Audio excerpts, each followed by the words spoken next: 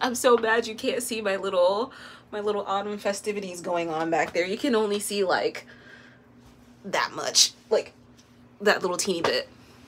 That has nothing to do with this video. Hi, I'm a local hippie, and today we're gonna be talking about a few books that I think can be read in the autumn, maybe should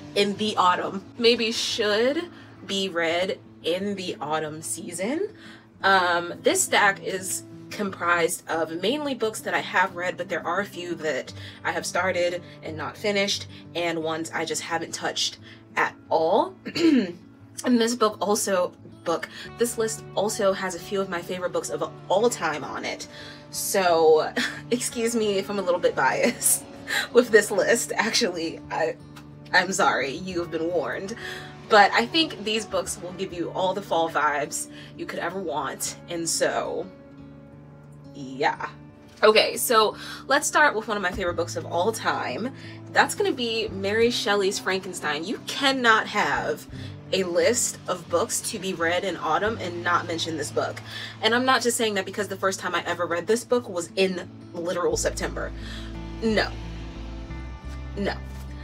This book, I don't know how Mary Shelley was 16 when she wrote this masterpiece to to put a band-aid on my ego. It was the editors, because what? This came from a 16-year-old's brain. Do you know what I was writing when I was 16? You probably don't want to know what I was writing when I was 16, to be completely honest with you. So this is perfect. If you've never read Frankenstein, I think the perfect time to read it would be now, in fall. On this list is by one of my favorite authors of all time. He probably is my favorite author of all time. Don't really know what that says about me, but that's gonna be Pet Sematary by Mr. Stephen King, the king of horror, the king of like writing in general, because his writing is that. So Pet Sematary, I love this book. I've read this book multiple times in my life. There was a point in my life where I was reading this book once every year, maybe even twice. I love this book. It's on my list of favorites of all time. It used to be my favorite, but then it was kind of knocked off by Moby Dick, and then it kind of got knocked off by Frankenstein, and so now it's somewhere like comfortably sitting in the third spot of my favorite books of all time. And it's a great autumn read. Some of it does take place in autumn. I think the bulk of this book takes place in autumn, which is perfect for, you know, autumn. And yeah, I love this book. So if you want to give Pet Sematary a read, I think you should do it this season.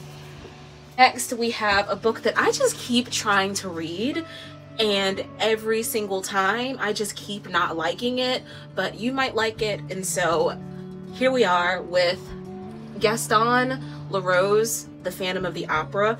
I think this book would be perfect to be read in the fall, just based off of the premise of a man in a spooky mask haunting an opera house or some sort of theater. Like, that sounds perfect for fall. Sounds very gothic, and so what better time to read a gothic novel than in the fall?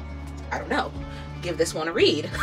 Next, we have a compilation, and this is by Washington Irving. It's going to be The Legend of Sleepy Hollow and Other Stories.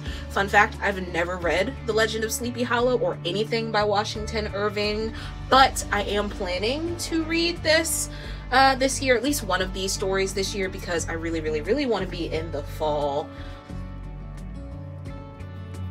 I don't know, in the fall spirit this year. So I am gonna do this maybe in October.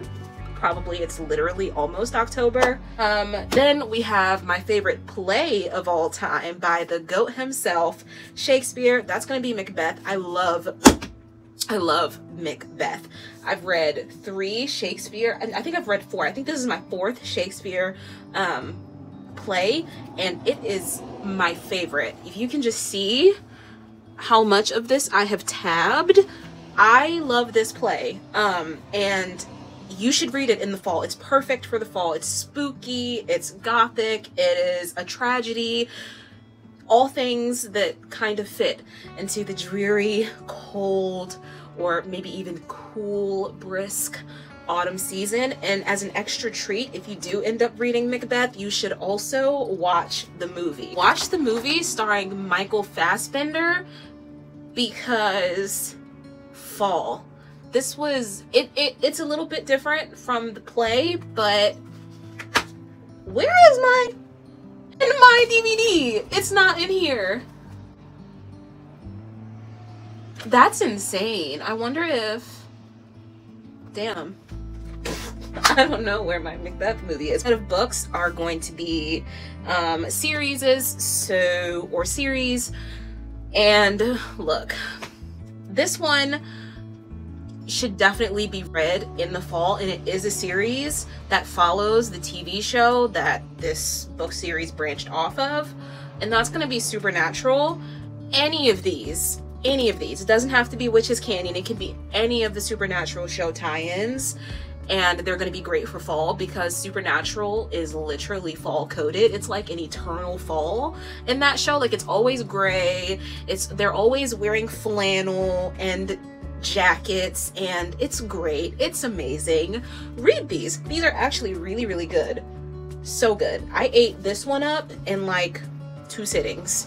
So yeah. The next is also another novelization of a series, and that's going to be Charmed.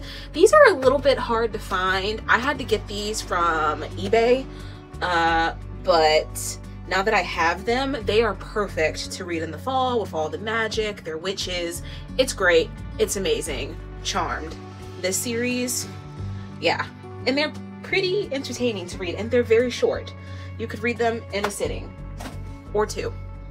This is going to be another series that I think is perfect for fall.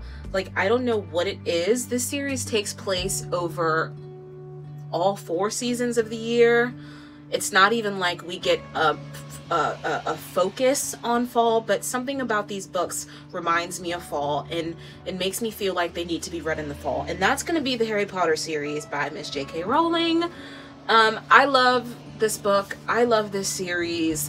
It's my favorite series of all time, and it's perfect to read in autumn. What more can I say? It's perfect, all of them. So we're down to the last 2 books. Now, these 2 books do not take place in fall like a lot of the books on this list, but it might be that I associate these books with fall because I read them in the fall, but I don't know. I think what I'm looking for when I think of fall reads is going to be books that are cozy, books that I can kind of cozy up with under the covers and snuggle with Sir Slothington right here, and we can just enjoy a nice chocolate with marshmallows and just vibe. That's what I think. I think fall is the perfect time to vibe with the books that you're reading. And that's how I feel about these 2. These last 2 books were a vibe when I read them. I was obsessed with them. The next one is going to be A Court of Thorns and Roses by Miss Sarah Janet Maas. And I loved this book. I loved this book. Can you see those tabs there? And some of them are from my second read of this book. And then I've got notes in here and everything. Like, yeah, I loved this book. I think it's perfect for the fall season, even though it doesn't take place in fall at all. I just think it does. I think it works. It's just one of the things that works. Last, but certainly not least, we have this book that I've read, and I picked it up by chance because I did what everyone tells us that we shouldn't do, and that is judge the book by its cover. I thought it was a gorgeous cover, and when I put it up on the screen, you're gonna understand what I'm talking about. I thought it was gorgeous. Little did I know that when I had it delivered and I started reading it, that the contents within it would be gorgeous, delicious, rich, eloquent, just lyrical, perfect, amazing. Mwah, chef's kiss.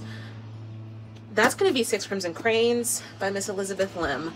This book was so good. Look at it. Like, I'm telling you, I'm not new to this. I am true to this. Look at these tabs in here. Look at that. Look at that. I loved this book. I'm thinking about rereading it this year. just to see if I still feel the same about it. But I have only ever read one Elizabeth Lim book that I didn't really like. But the rest of them, the other 2, 3, this one included, yeah, they were amazing. She's an author to watch, okay? She's an author to watch.